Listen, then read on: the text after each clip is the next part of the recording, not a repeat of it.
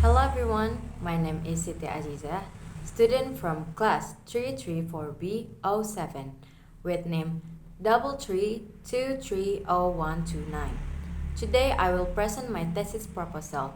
The title is Melancholy and Modern Youth, a thematic analysis of the 1975's I Always Wanna Die Sometimes. Okay, next slide. Table of contents. In this presentation, I will explain two chapters. First is chapter 1, the introduction. Second is chapter 2, the literature review and relevant studies. At the end, I will give a short conclusion.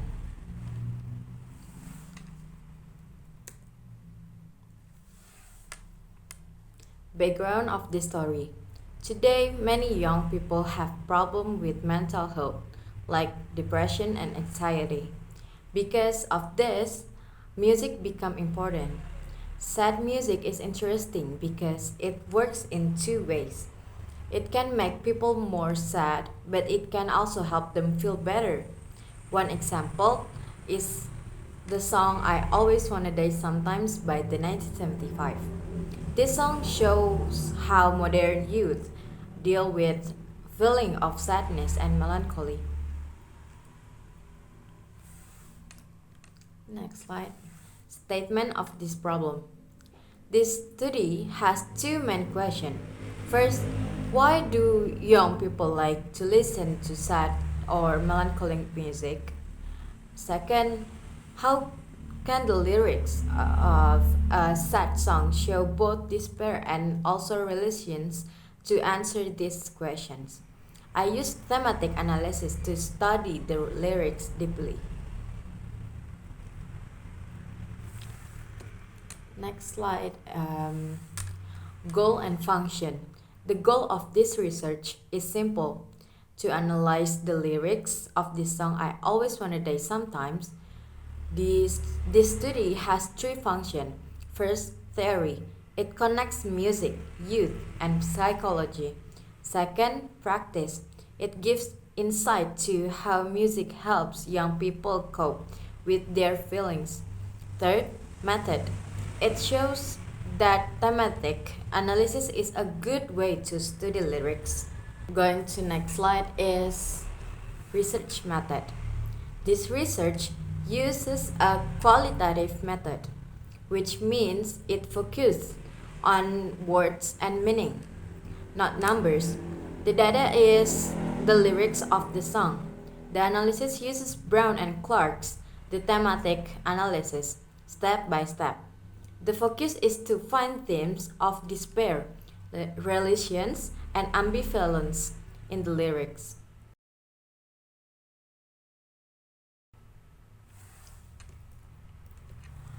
Next slide is literature review.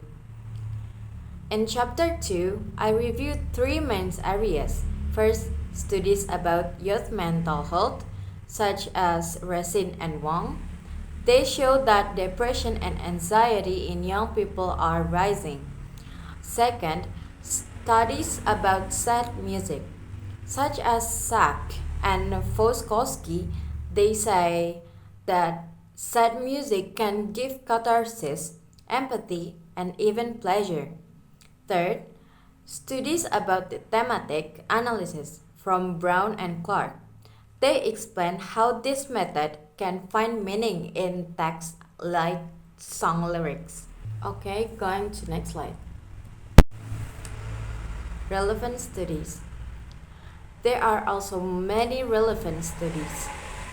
Venkatesan in 2023 says that sad girl playlist can help people cope with their emotion. Science Direct article shows that sad music can be good or bad, depending on how people use it.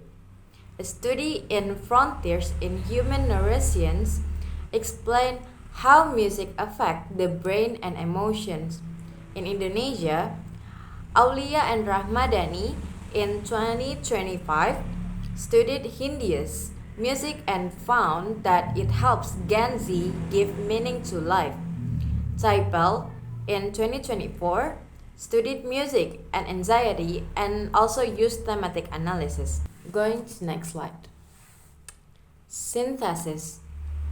The synthesis is clear. Sad music is paradoxical. It can hurt, but also heal. Global and local studies both show this. Thematic analysis is the right method to study the lyrics. So, all of this gives a strong foundation for my research. Going to next slide is conclusion. Chapter 1 gave the background problems, goals, and method. Chapter 2 reviewed the theories and studies. Based on that, this study will analyze melancholy in the 1975 lyrics. The contribution is to understand how modern youth experience sadness and how music can give both despair and resilience. Thank you so much for your time.